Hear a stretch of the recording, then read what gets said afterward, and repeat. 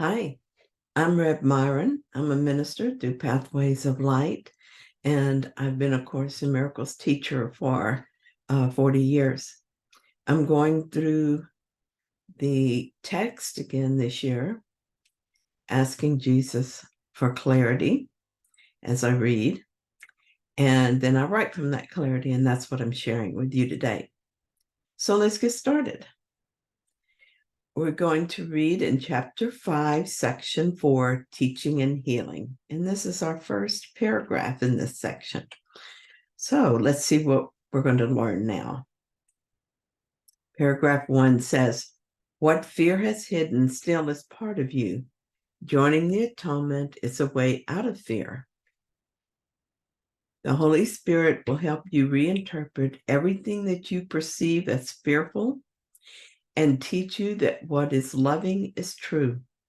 Truth is beyond your ability to destroy, but entirely within your ability to accept. It belongs to you because, as an extension of God, you created it with Him. It is yours because it is part of you, just as you are part of God because He created you. Nothing that is good can be lost because it comes from the Holy Spirit, the voice for creation. Nothing that is not good was ever created and therefore cannot be protected. The atonement is a guarantee of the safety of the kingdom, and the union of the sonship is its protection. The ego cannot prevail against a kingdom because the sonship is united. In the presence of those who hear the Holy Spirit's call to be as one, the ego fades away and is undone. We are afraid because we feel separate and alone, but we're not. We're part of God and part of each other. This is as we were created, and nothing can undo what God has done.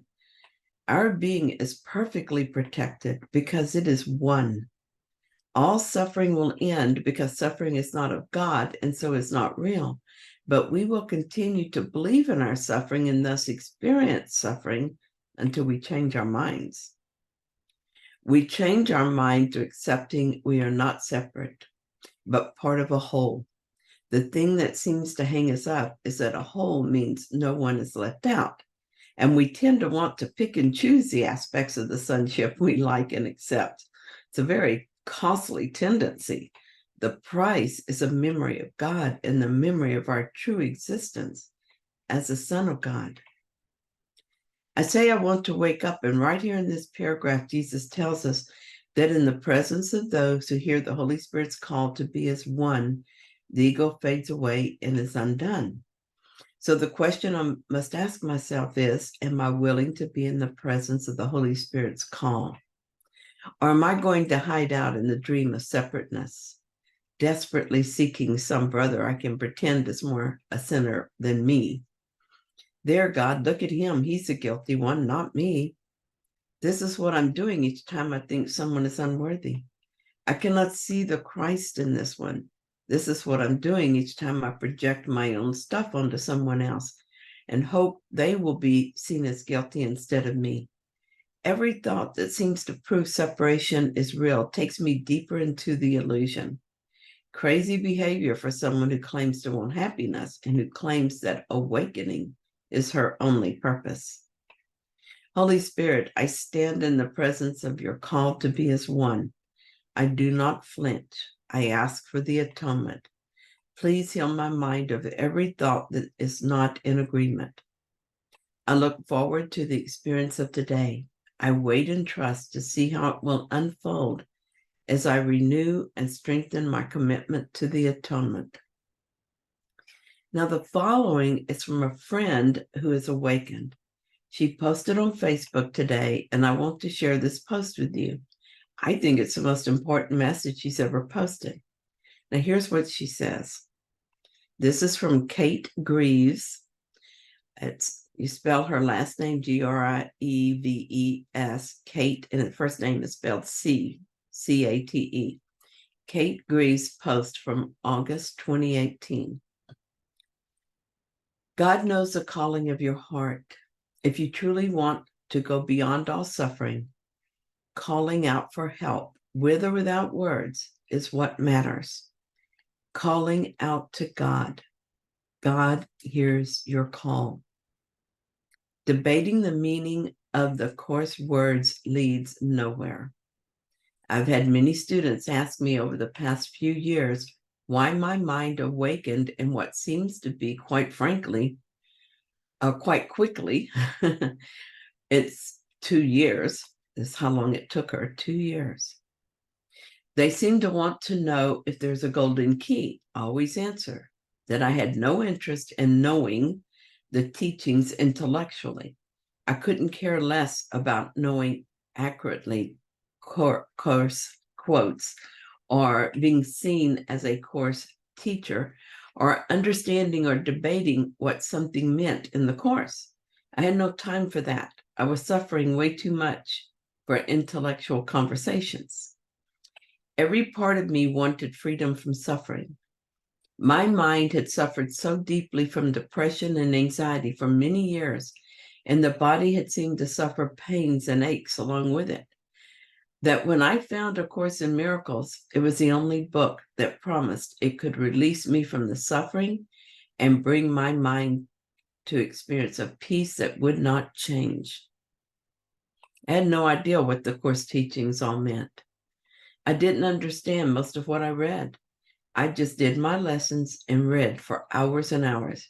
I gave everything to the Holy Spirit. I joined with Jesus when fear ramped up. I made the Course my life. I focused on its metaphysics and lessons, all the while working at a full-time job as an accountant. I did everything I could to connect with the Holy Spirit and Jesus. It wasn't easy at the start, but my commitment and dedication was strong because I became aware that nothing in the world could bring me the peace of mind that I desired above all else. I stopped for nothing. I wanted the peace of God with all my heart. I was 100% in. It never occurred to me that I would end up being a teacher. During that intense period of forgiveness, I was like a laser beam in my focus. I mind watched all day. Mostly I was unsuccessful at the start. I failed more times than not. I got upset. I got angry.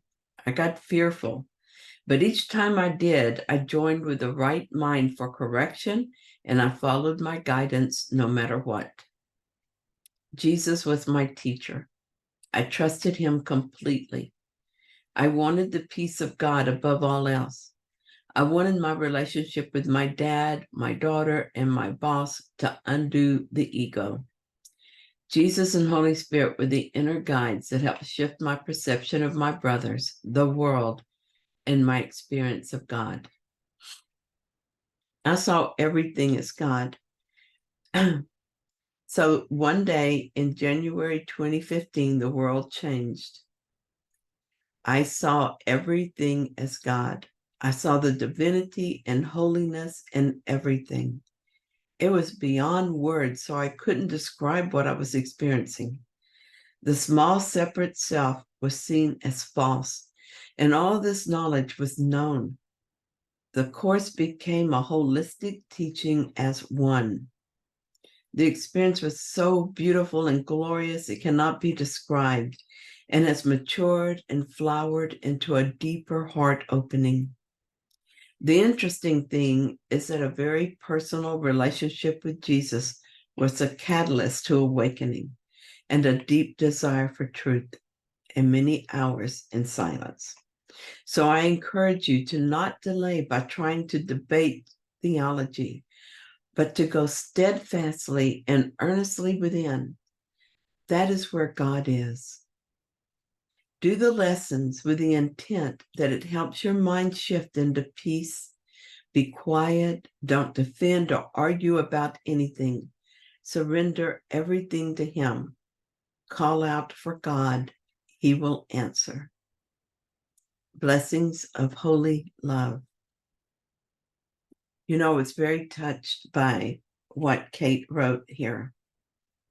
And I have followed a couple of things she said over time.